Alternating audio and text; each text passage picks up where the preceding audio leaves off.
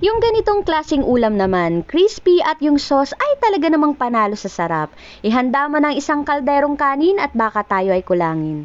Gusto mo rin ba? Tara, luto tayo. Sa recipe na ito ay kakailanganin natin ng pork chop at itong nabili ko ay butterfly cut at wala ng buto. Yun nga lang may balat pa kaya kailangan natin itong tanggalin, hatiin na rin natin sa gitna.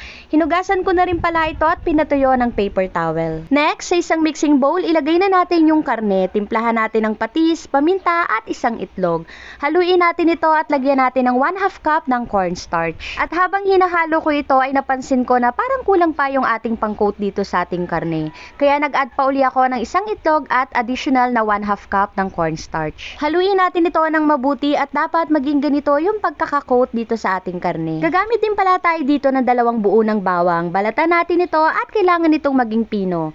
Para mabilis, gumamit na ako ng food processor. Dapat maging ganito kapino yung ating garlic. Next, sa isang kawali, nagpainit na rin pala ako ng mantika at piprituhin natin hanggang sa mag-golden brown itong ating mga karne. Dapat lutong-luto talaga yung gagawin natin dito kasi mamaya ihalo na lang natin ito sa gagawin nating masarap na sauce. At ayan, tignan nyo naman ang ganda ng ating pagkakaprito at talaga namang napaka-crispy nito. After nating maprito lahat, hihiwain natin ito. Kahit na anong klase ng hiwa po ay pupwede pero ako hiniwa ko ito ng ganitong pahaba.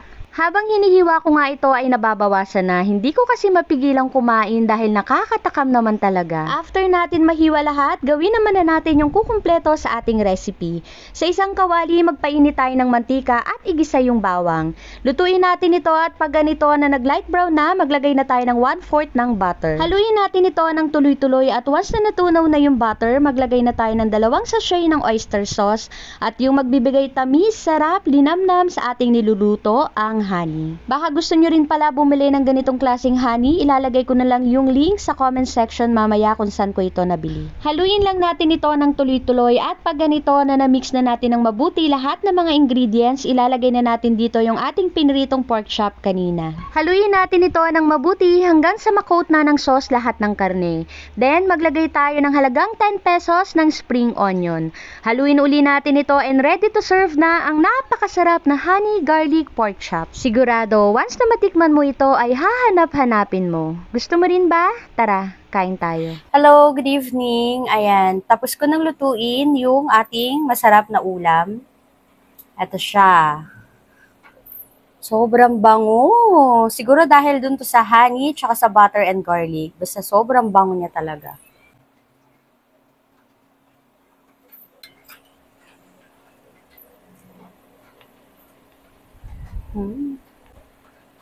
Sobrang sarap, as in. Actually, kahit na-coat na natin siya ng sauce, ang crunchy pa rin ng karne dahil sa cornstarch. Sigurado magugustuhan to ng mga bata dahil medyo manamis-namis at talaga namang malinamnam. Juicy, crunchy, at napakasarap. Harap.